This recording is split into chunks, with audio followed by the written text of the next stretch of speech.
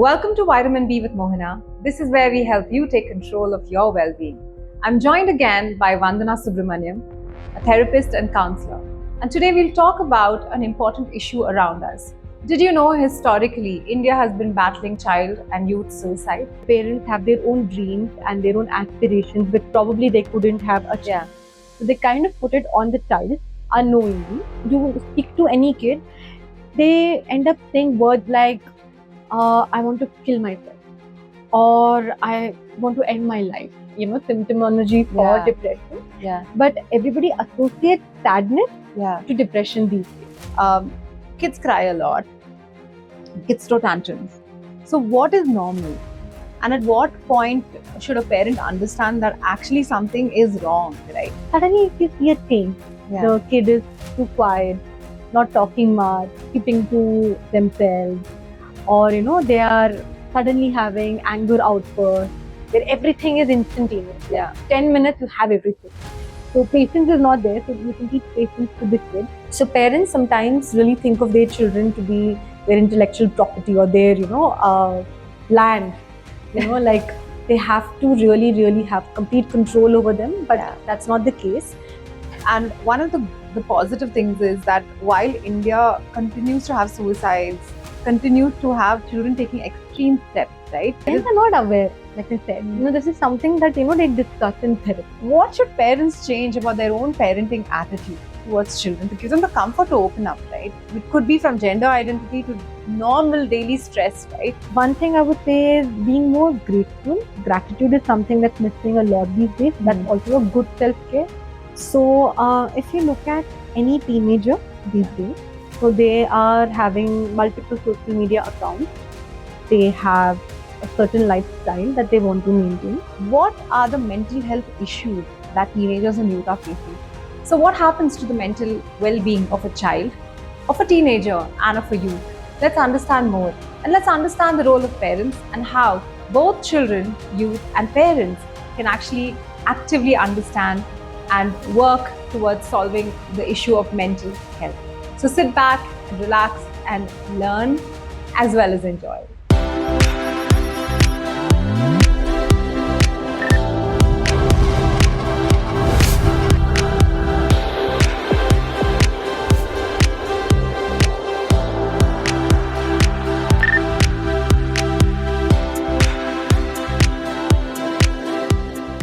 Hi Vitamin B community. We have always been very bullish about your health and your well-being.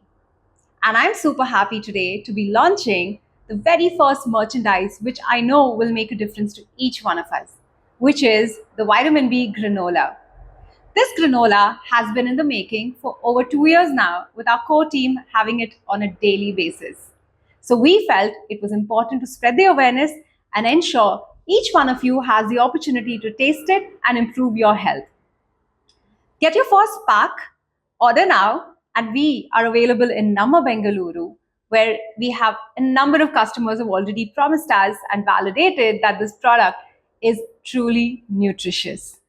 So check out the comments box where you have an opportunity to place your order in the link provided, or reach us on Instagram DM to get your first bag of Vitamin B Granola. I'll see you soon. Stay tuned, be healthy, and be confident. Vandana, wonderful to have you at Vitamin B here with us today. Same here, Mohana. So Vandana, you're a therapist, you're a counselor, and you do wonderful work that's impacting the lives of many people. So thank you for that. Thank you so much.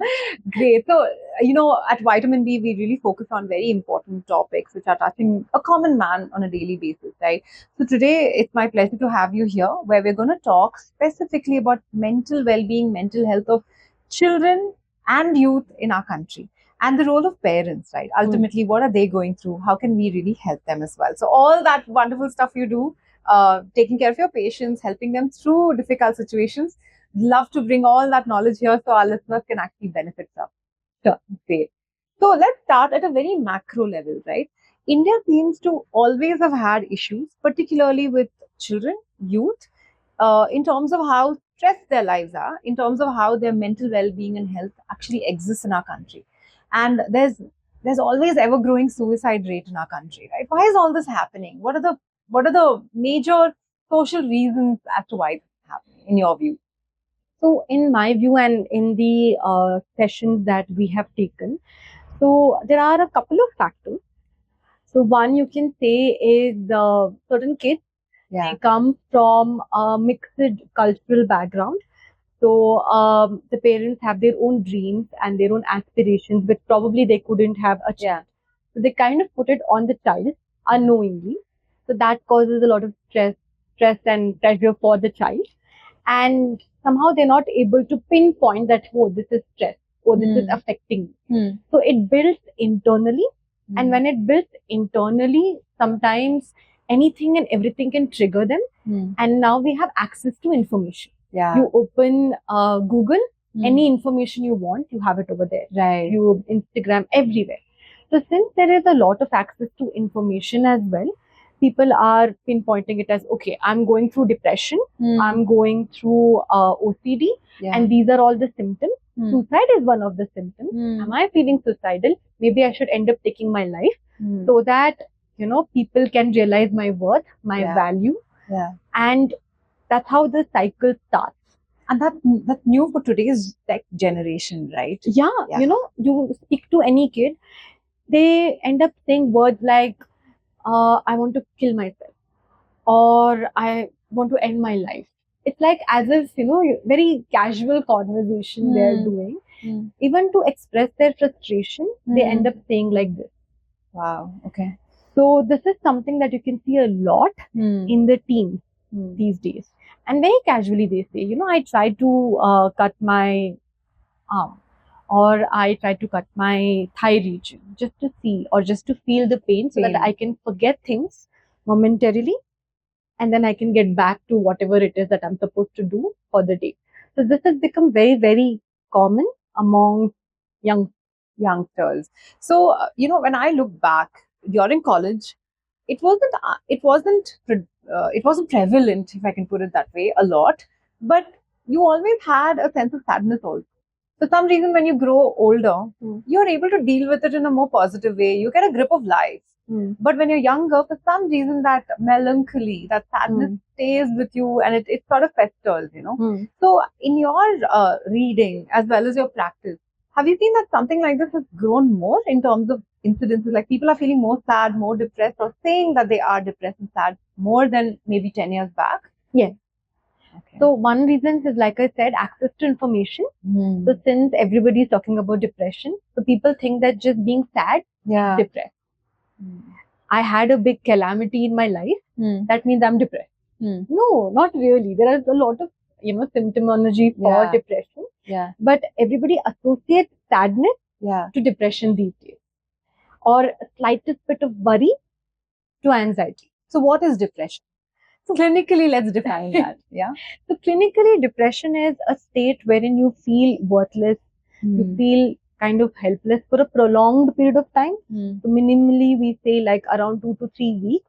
And this could be because of some change. There need not be any change or anything in your life. You just feel like it's the end of the world. There's a pit in your stomach. You cannot really pinpoint as to why you're feeling a certain. And the reason, if you look at it, is because there are certain chemicals in your body.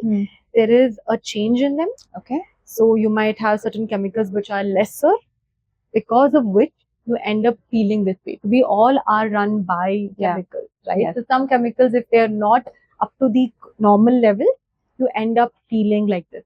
What are those? Serotonin. We're talking about serotonin, which basically is your happiness hormone, if I'm correct.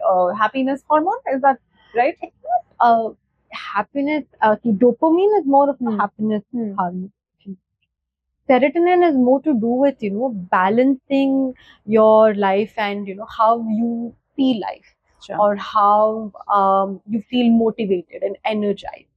So when you say probably workout, endorphins is being released, and with endorphins you have the serotonin aspect of it released a little bit as well. So when these levels are low, you end up feeling demotivated. You end up feeling very, very low, lost. Your appetite changes. Your sleep pattern changes. What you used to love to do, you don't love them anymore. And suddenly you're like, why? So that's like a prolonged cycle. It's something that happens organically. It's not Yeah. something that, people just say, okay, I had a breakup with somebody, so I'm feeling very low. That is different. You're feeling low because you have a reason. Yeah. But depression, you don't essentially have a reason as to why you're feeling that. Got it. I think this is so crucial because this criticism has been growing over the last decade, particularly, right? That I'm just sad. I just had someone say something, and I'm clinically self-diagnosing that I'm actually depressed. So Yeah. this is causing a lot of problems with the youth, especially the 20-year-olds, early Yeah. 20s, right? Great. So let's basically take a step back, right? Let's start with early age. Let's say 5 to 12, right? If a child is around that age, what is going on around us in terms of just the typical mental health problems of children of that age? Okay. So, generally, if you look at it, most of the major mental health concerns, it starts from 18. Okay. Like when you have a personality, when you're able to gauge what is happening around you. So most of them start at that age, but you do have few which start at a younger age. So one is, again, a very popular term these days, ADHD. So I think the real culture of what it is, but everybody is talking about ADHD and adult ADHD. Yeah. So, like, kids generally have a lot of energy, and they want to release these energies by either playing or, asking a lot of questions, or, engaging in multiple activities. So sometimes when kids are not able to do it, so they end up having a lot of spikes in energy, and they might not be able to focus on things, or they're very hyperactive. So ADHD is one such thing that, Attention deficit hyperactive. hyperactive disorder. Yeah. Right. So ADHD is something that's very common in kids. Then subset to it is ADD. Again, same thing. Hyperactivity is not there, but attention deficiency is there. Then So what else?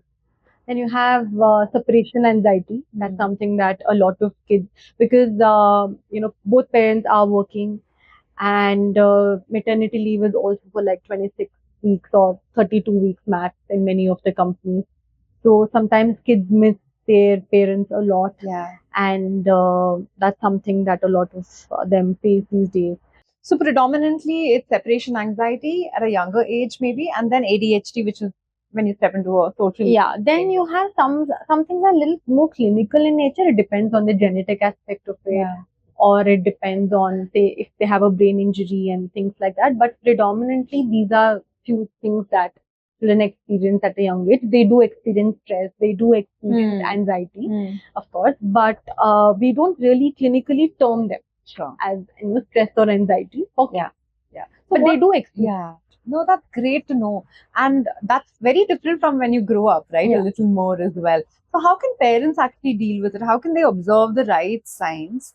How do they go about actually understanding what to do in this situation? So one thing you can notice is, how your child speaks to you. Like if your child is very bubbly and, somebody is very curious, suddenly you see a change. The kid is too quiet, not talking much, keeping to themselves, or, they are suddenly having anger outbursts, feeling that irritation.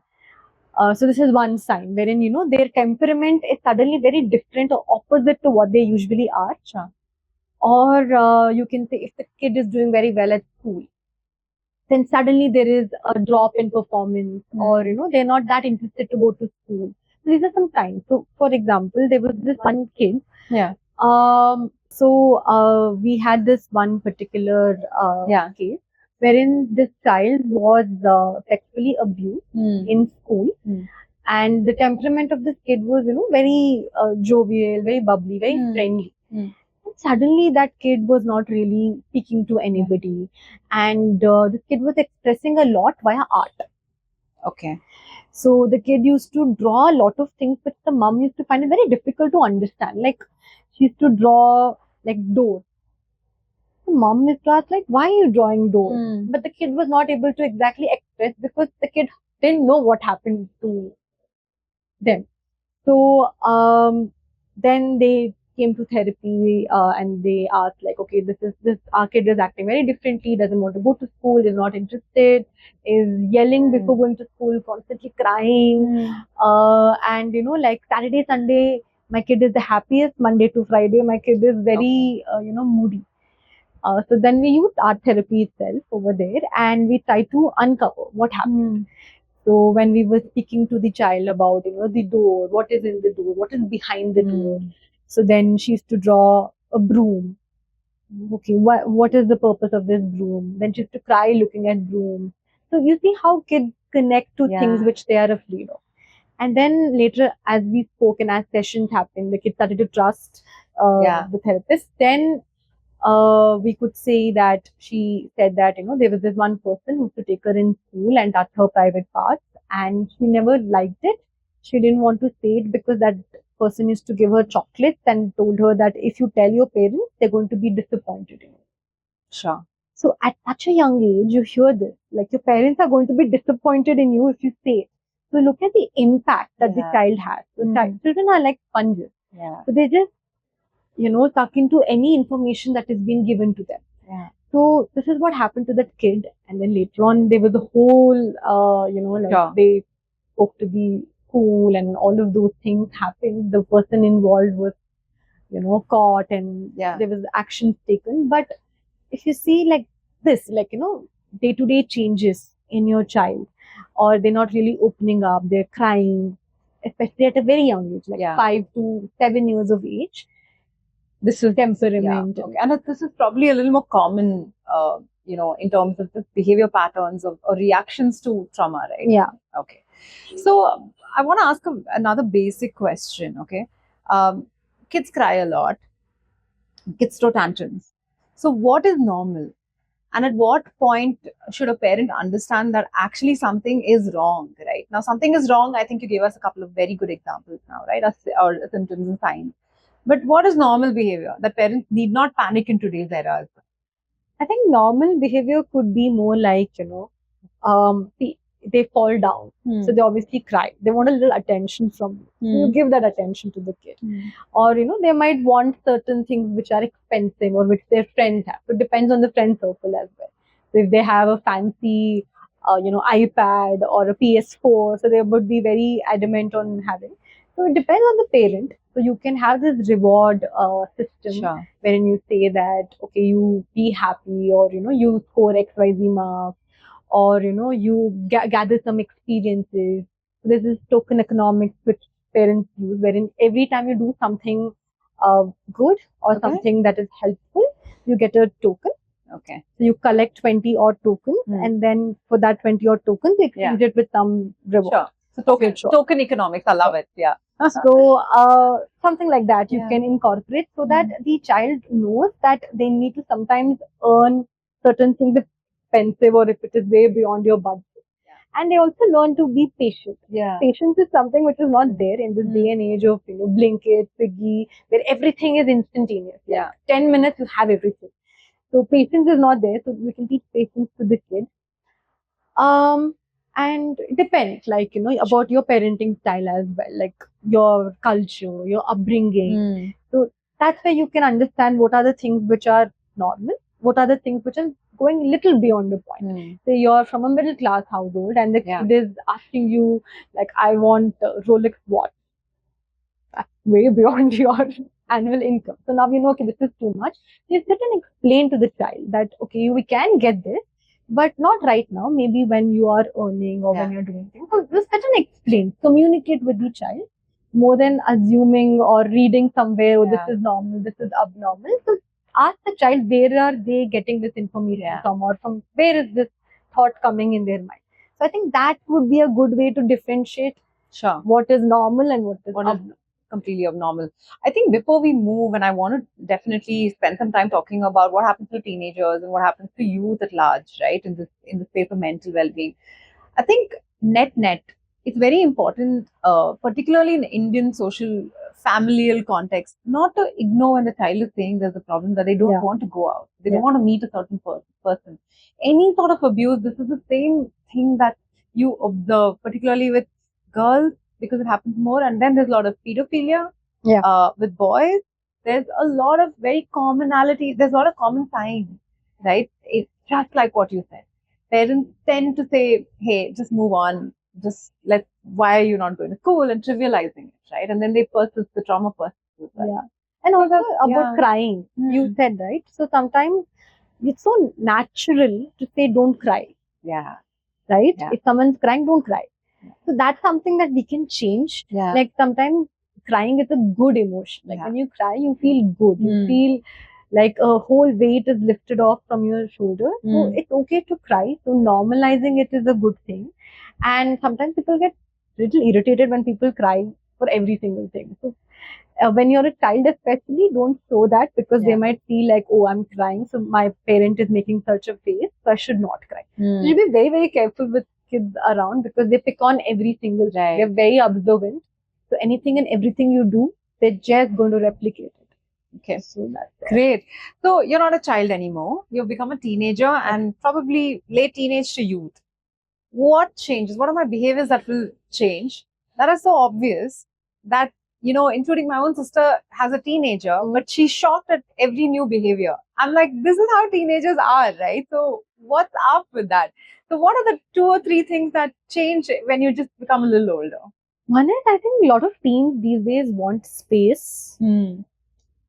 I'll tell you something very interesting and good, I would say. A lot of kids, they watch these TV shows, right? Like Never Have I Ever and all of these Netflix shows which are for teens. So over there, these teens go to therapy first. The concept of therapy is also something which is very much happening amongst the teens. They want a therapist. Okay. Because they feel that in a therapy session, they can just dish out anything that they want to. Yeah. And they get some sort of guidance. And they feel like, it's cool to have a therapist. It's a good thing. And it's a good change that is happening. Is that also in India? We're talking about India, right? Also, they want therapy these days. Yes. So parents sometimes don't so a lot of like parents these generation, they feel therapy is when something is seriously wrong, right? When kids come and tell that they want to take therapy session, they're like, what is up with my kid? Is something really happening to my kid? Okay. But again, like I said, there's a shift that is happening because they feel therapy is a space which is actually a cool factor. Because you have a therapist, you can go speak to them about things you're sorted. So that is something that you can see. It's a good behavior, it's not a shocking behavior. Yeah. But to a lot of parents, it is shocking when they hear their kids say that, okay, I want to go to therapy. They are very scared, like what is happening? So they come and ask, is something happening to a kid? I'm like, no, nothing much is happening. Then why do they want therapy? Yeah. Like, no, they have a lot of other things to discuss, which probably they can't discuss with parents, right? So that is one thing. So they want a lot of space. Then there's this concept of relationship, identity. So all of these things, a lot of teens face. And now, again, like I said, a lot of access to information. So you're confused about your identity. Do I resonate myself to be a woman or a man? Or what is it exactly? So that is something that a lot of teens these days are facing. And this is more of an urban concept, you think? Yeah. And also, they feel like, okay, now I want to have a bigger set of friends. I want to hang out. I want to go out. There is this entire concept of partying. All of these things are easily accessible, right? Like alcohol, everything is easily accessible to a child. And even parents, modern parents, we also indulge in all these things. Sometimes you do that in front of your child. There is a lot of oversharing that happens in front of your child. And sometimes children forget to be children. So they end up talking to you like, like Adult. 20. Yeah. And you're like, oh, okay. So these are certain things that teens face. And sometimes parents can find it very difficult to understand that they are also contributing to this very indirectly. And it can be pretty confusing for the parent. Wow, I completely was thinking of something else altogether, but it's incredible that you brought up all the most relevant, most contemporary things. I was thinking about sleeping late, watching a lot of TV, not talking openly, getting more aloof, because a child normally, has an affiliation to one of the parents, right? And they used to share a lot when they were younger, and suddenly that changes. But this is just quite a lot of social change that has really happened, right? But what you said, Mohana, about sharing to one parent. If you look at the modern setup, they share a lot with both their parents. Because both father and mother are involved in growing up the kid.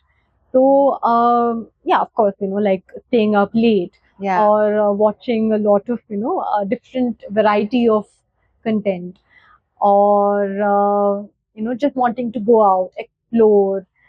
So these are something which is really common that all of us experience when we are transitioning to a teenager. But these were certain things which we found, and it was very interesting, and at the same time a little scary.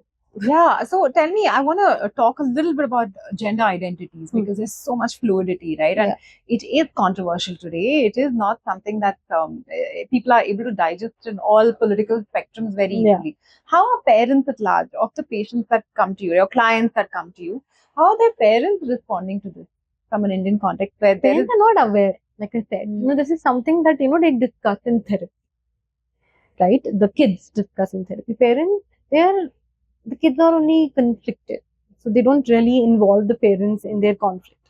So this is something that they experience. Like they don't even say for sure that okay, I resonate myself as a woman or as a male. They're like, I'm in confusion. I need some guidance or some help to understand what is my identity. So this is something that a lot of teens talk about in therapy. And they feel like parents don't understand, or they're too afraid to talk about it, or even if they do, they feel like, since I'm only confused, if they ask me 2-3 questions, then I will not have an answer, and then it can become a huge thing in the house. So that's also there.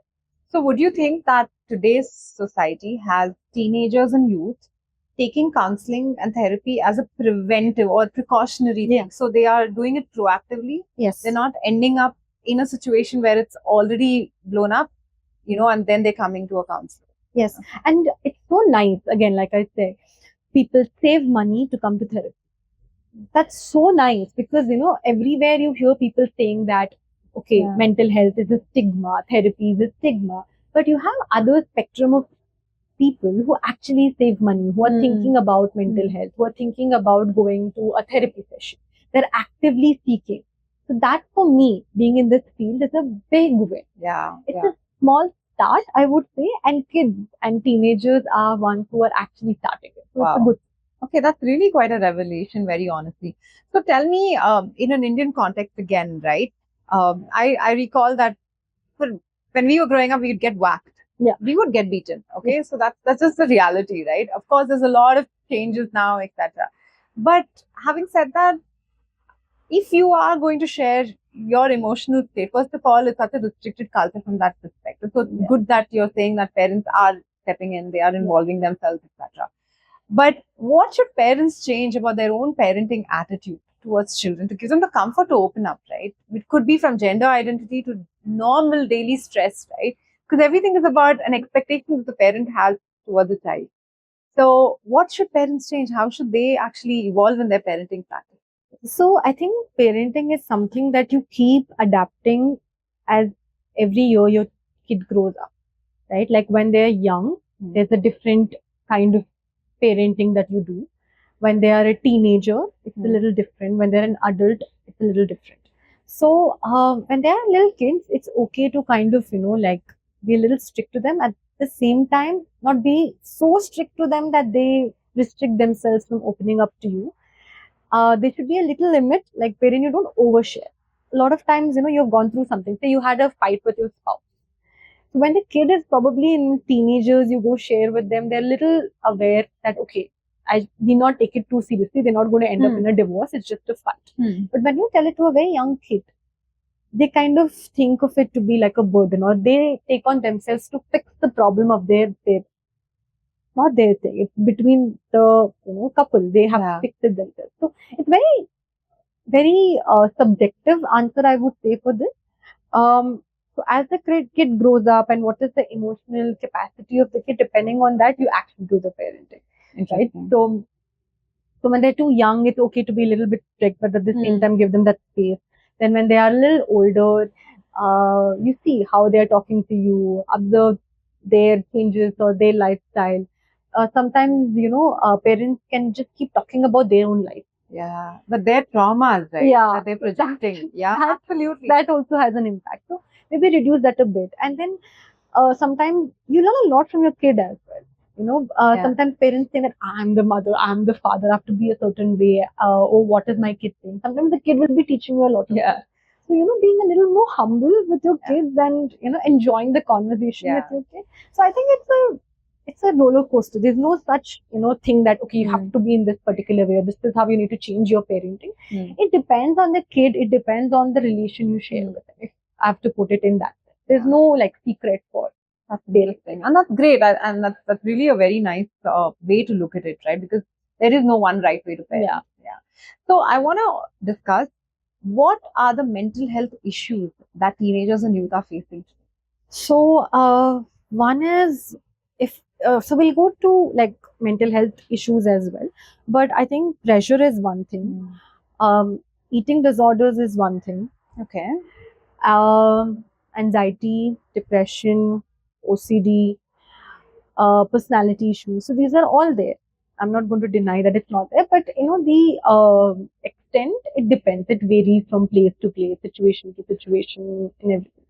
So exam pressure is something that all the kids face these days. There's a lot of competition. I mean, back then, if you get 90%, it's good. Nowadays, everybody's getting 100%. And even the curriculum is changing. If you see NEP, there was a change. NEET for the whole that's thing. right. So there's a lot of pressure that kids face these days. There's a lot of relationship concerns also that happen. Like they're dating at a very young age. Yeah. Right? So on an average, how much younger has it gone now? Are people dating at 12, 13? 12, 13, people used to date back then also.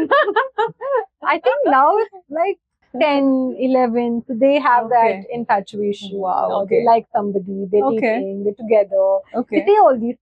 So there are layers to relationships. And there's so situationships, there's so many words that sometimes I learn from them. Like, there's so many words. So, but those are issues, mental health issues that they come to. No, they're not issues. They're just some terminology. Like situationship is a big thing that. As in, because of relationship concerns, they do end up having mental health issues. So not mental health issues, but relationship concerns is one thing. Sometimes it is even the trauma that they have gone through in their growing up years from their parent or from like external surroundings as well. And these are certain things on top of my mind right now. So when I go into eating disorders or sleeping disorders, that's also there. So that is a little more in number now as compared to before. So sleeping disorders, people don't generally get proper sleep. They don't have that 7-8 hours of sleep. They're constantly awake, constantly wanting to prove something. They're earning at such a young age. Kids, like 13, 14, they have an app. There was this one kid who had their own, shopping space. Like, wherein it's not like a website as such, but they connect people and, they also sell stuff. And this kid was just 15. Like, what was I doing in that? So there's a lot of things that is happening.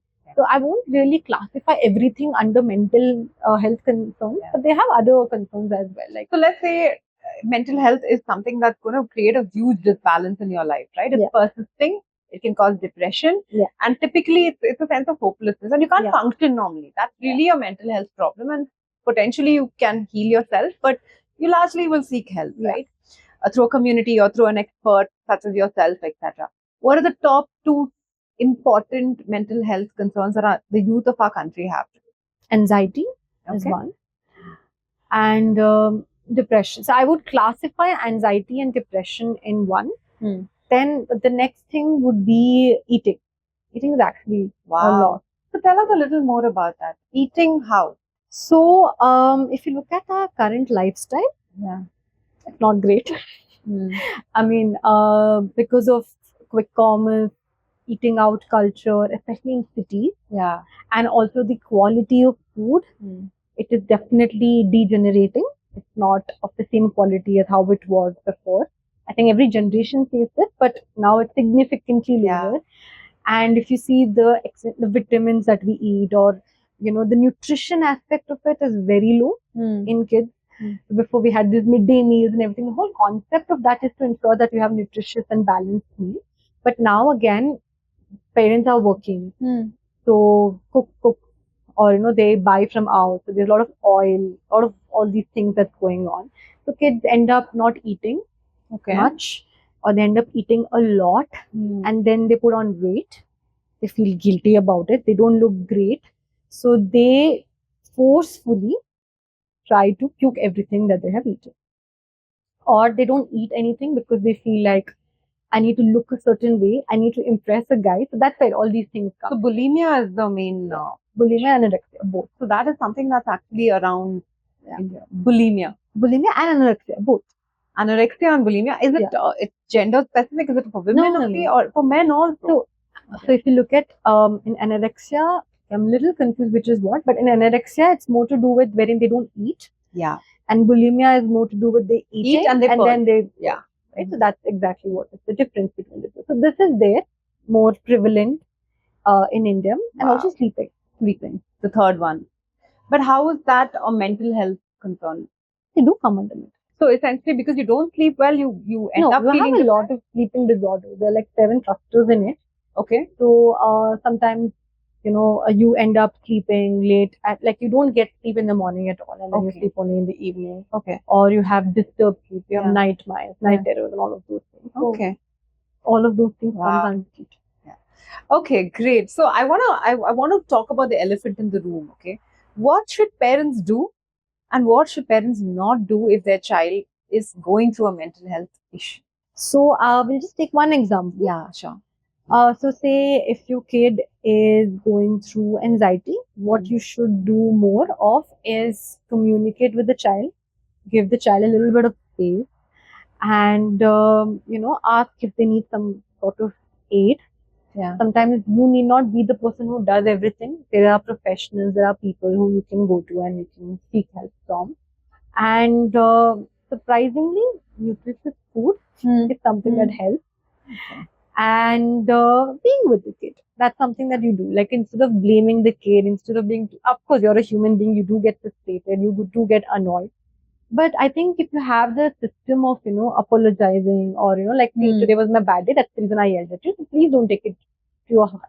So this way what happens is that the kid also feels like understood and respected. Yeah. Because kids also require that. Yeah. Right. So I think being very open and communicating your intent.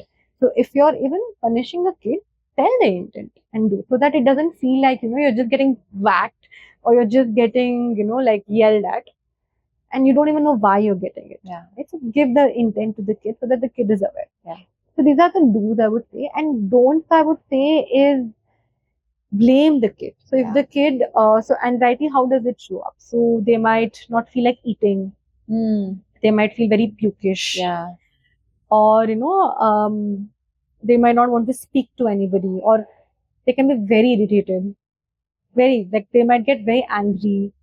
And the breathlessness is one thing. So instead of freaking out too much, the parent can just, okay, they can also equip themselves with certain basic techniques like grounding, mindfulness, and stuff like that, and doing it with the kid. So it's not just the battle of the kid, but you can also sit with the kid and do a lot of things. Maybe include meditation every day when you get up, or listening to, if you're not able to sit in one place, listening to calming music. Sure. So things like that. You can and publicly certainly don't shame your child for having an issue, right? Yeah. So don't don't insult the kid in front of people. Don't label the kid. So even if your kid has anxiety, don't say, oh, you're anxious, that is the reason you're behaving like this. Don't label. And definitely not speak about it to other people. I mean, if you want to speak about it, ask the consent of the kid. Like, is it okay if we speak about this? To treat the kid as an equal in these situations, give the kid the respect. I love that. Treat the kid as an equal, which I think is a huge gap, right? Even culturally, it's very, there is a power difference between a child as well as a parent. And I think this is very, very important what you just mentioned. So Vandana, now that we're in this parenting topic, right? What's up with parenting? Some of the things while growing up, I still remember feeling bad that my parents did said certain words, or they stay on in my psyche, right? They stay on, and that creates a sense of trauma. So, what's up with Indian parents? What's up with parenting in general? I think being a parent is a lot of, pressure, and You're conditioned by the society, the expectations, and so many different things. So, before we go to parenting, say you have a pet or you even have a plant, you're so possessive about it, right? Like it's your pet, right? So, if something happens to my pet, for example, I would really lose it because I'm so attached to that pet. So, for a pet which is not made from your, blood and flesh, you're so attached. Imagine to your own child, right? So you tend to really think of your child to be somebody who is part of you or an extension of you, and sometimes it is a little too much. So you tend to think of your child to be like your property or somebody that you own, and you have a right to say, because just because you gave birth to the child, and you're very very protective, very very like involved in the parent. Sometimes it's in a good sense, but sometimes it's a little too much. It's way beyond the point. So all of us have been living with our parents. Of course, we they do certain things which can be overbearing. They say it comes from care and love, which is true. I'm not going to deny it, but sometimes it can be a little too much. I think our parents are a little bit better as compared to the current generation. They're a lot more than our parents, I would Why say. do you say that? Can you give us one or two examples? So see, our parents, they used to be involved to some extent, but after some places they used to not involve much. Like academics, okay, you didn't do well, they're going to yell at you. They're going to probably talk about it to three other person, and then that's it. That's about it. But modern day parents, they're too involved. They sit with the kid. I don't think my parents have ever sat with me and taught me much. Like maybe a little bit, but not a lot. Over here, there is like extra tuition classes, involvement completely, constantly checking even the results with the. I don't think my parents ever sat next to me to even see my result. I just communicated my result to them. But nowadays, there's a lot. There's like this parents association, parents group, children group. There's so much constant talking. The parent is so involved in the child's life. Oh, this is happening, that is happening. Trust me, my parents didn't know anything about like what was happening in the school or anything of that sort, unless and until I spoke about it, or it was like a circular that we had to get it signed from our parent. So in spite of that, I sometimes feel like our generation parents were a little too much, especially in career and marriage aspect of it. They're a little And too much. that's driven by a lot of social expectations of So what a maybe parent should be. few places, but modern parents are a lot more. Okay. Right from the dresses, the lifestyle, okay. the choices, the people that you interact with, your career decisions, everything. They are. It's a good thing that they're involved. Like both parents are involved, and it's very nice to see them working together with the child. But it can be too much. Okay. So parents sometimes really think of their children to be their intellectual property or their land. Like they have to really really have complete control over them, but that's not the case. Your child has their own identity, has their own thinking. They also have experiences. They can make decisions on their own. They need not do the same things as what the parent is doing. They're also an individual with their own mind, their own will. So I think we should try to come in terms with that. It's a little difficult, I understand, but it's not impossible. That's right? great. It's good to give them their space, give them their identity. Great. So what about the child? If a child has a mental health issue and knows and has been diagnosed and taking therapy, what are one or two things for self-care that they can do? So before we talk about self-care, one thing is, see, if you're going through a mental health concern, that doesn't define you. That's something that I would want to say to every kid. So a lot of kids misunderstand that. I have anxiety, so I will behave this way. No. I mean, you can have anxiety, you can work with your anxiety, but it doesn't define you.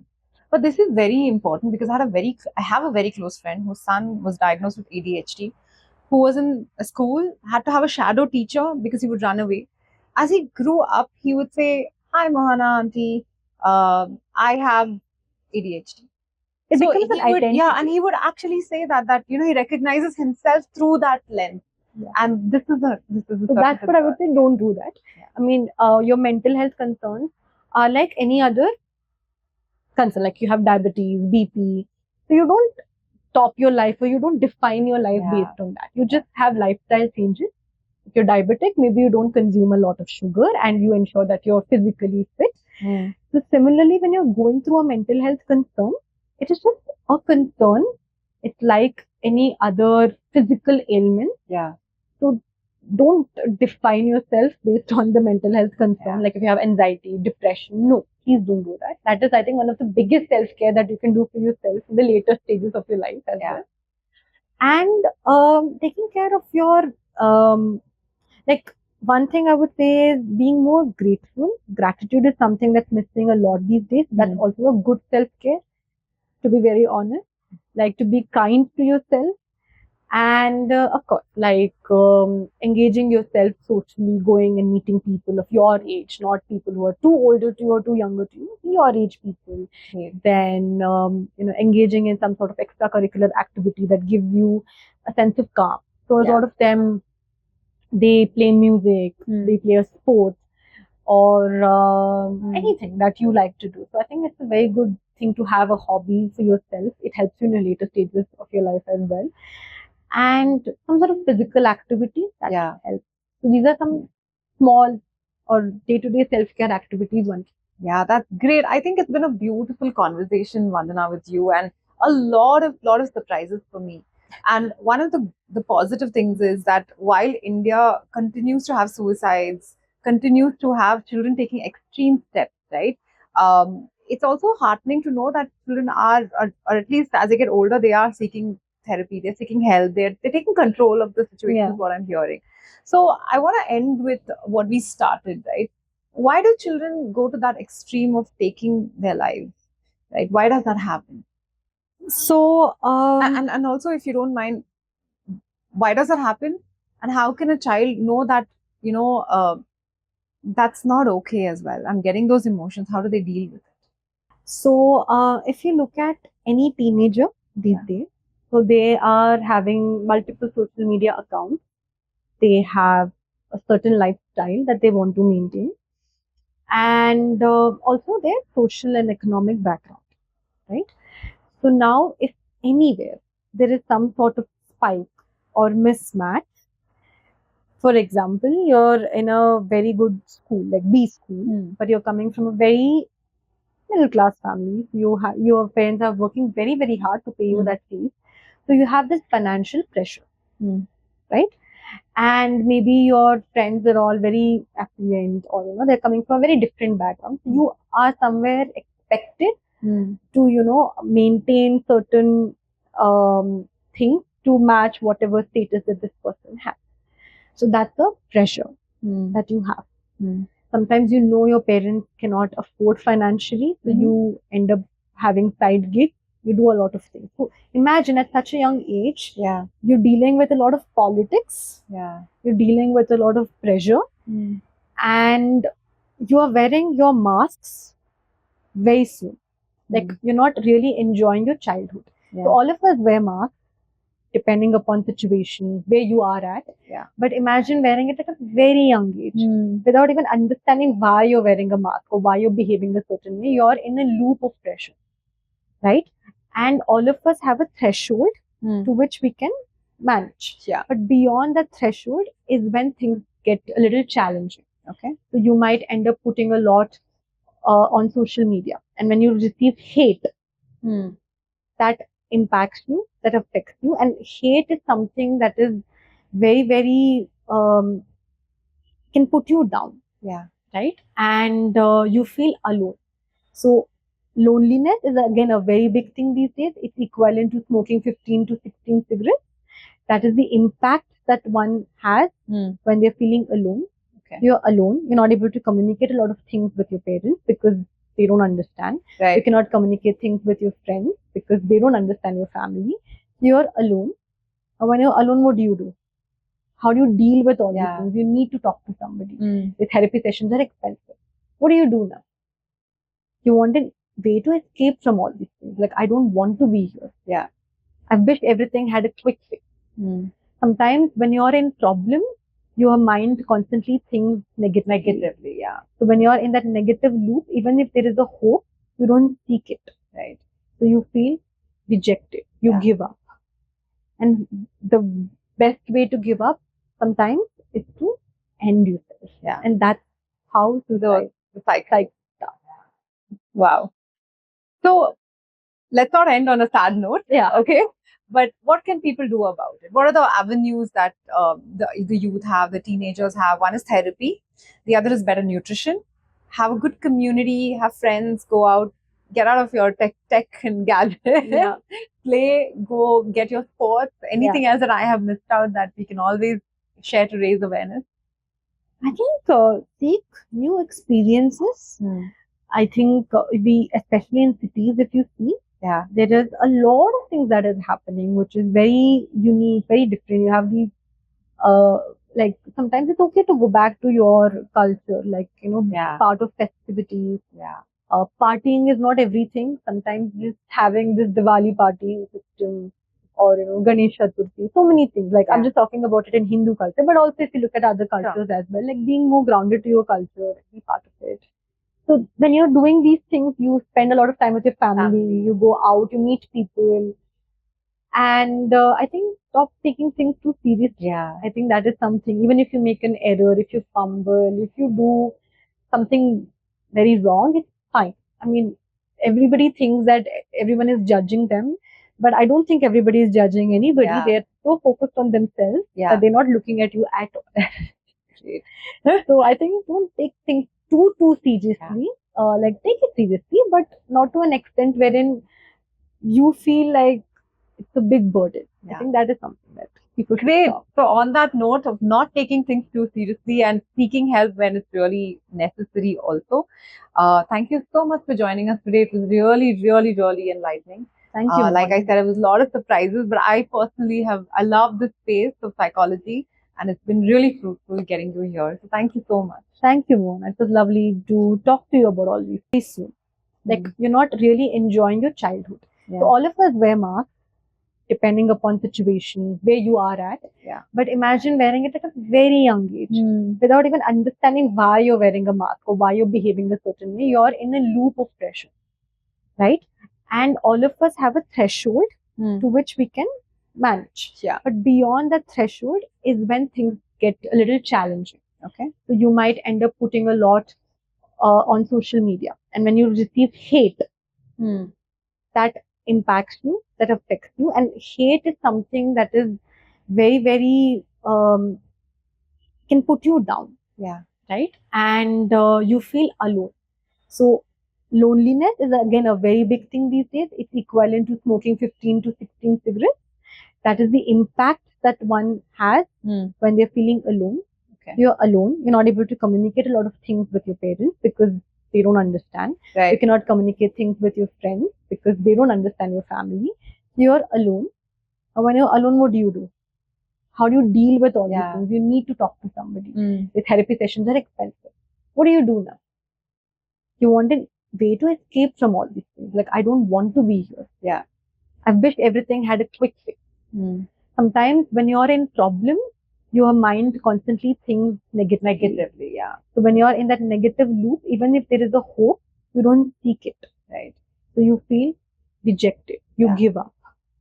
And the best way to give up sometimes is to end yourself. Yeah. And that's how The cycle. starts. Wow. So let's not end on a sad note. Yeah. Okay. But what can people do about it? What are the avenues that the youth have, the teenagers have? One is therapy, the other is better nutrition. Have a good community, have friends, go out, get out of your tech and gadgets, play, go get your sports. Anything else that I have missed out that we can always share to raise awareness? I think seek new experiences. I think especially in cities, if you see, there is a lot of things that is happening, which is very unique, very different. You have these, like sometimes it's okay to go back to your culture, like part of festivities. Partying is not everything. Sometimes just having this Diwali party system, or Ganesh Chaturthi, so many things. Like I'm just talking about it in Hindu culture, but also if you look at other cultures as well, like being more grounded to your culture, be part of it. So when you're doing these things, you spend a lot of time with your family. You go out, you meet people, and I think stop taking things too seriously. I think that is something. Even if you make an error, if you fumble, if you do something very wrong, it's fine. I mean, everybody thinks that everyone is judging them, But I don't think everybody is judging anybody. Yeah. They're so focused on themselves Yeah. that they're not looking at you at all. Great. So I think don't take things too seriously. Like take it seriously, but not to an extent wherein you feel like it's a big burden. I Yeah. think that is something that people should Great. stop. So, on that note of not taking things too seriously and seeking help when it's really necessary, also, thank you so much for joining us today. It was really enlightening. Thank you, Like I Mohana. said, it was a lot of surprises, but I personally I love this space of psychology, and it's been really fruitful getting you here. So, thank you so much. Thank you, Mohana. It was lovely to talk to you about all these